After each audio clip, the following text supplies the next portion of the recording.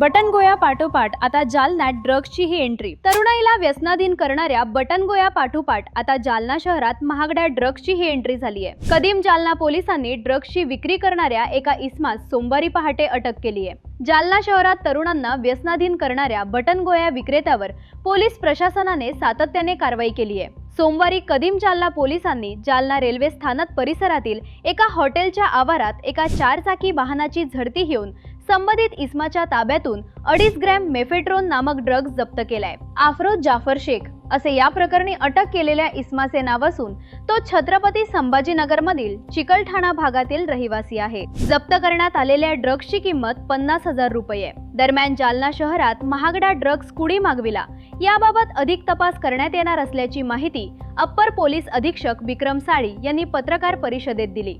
काल कदीम पोलीस स्टेशनच्या हद्दीमध्ये माननीय एसपी सरांच्या मार्गदर्शनाखाली पीआय कदीम आणि एसडीपीओ यांच्या टीमनं एक स्टेशन रोडवरती आरोपी पकडला। त्याच्याकडून जवळपास 2.61 ग्रॅम एमडी जप्त करण्यात आले, ज्याची अंदाजे किंमत 50,000 आहे।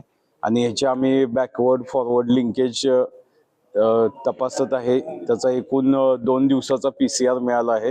त्यामध्ये इतर सर्व बाबीच्या अनुषंगाने तपास चालू आहे।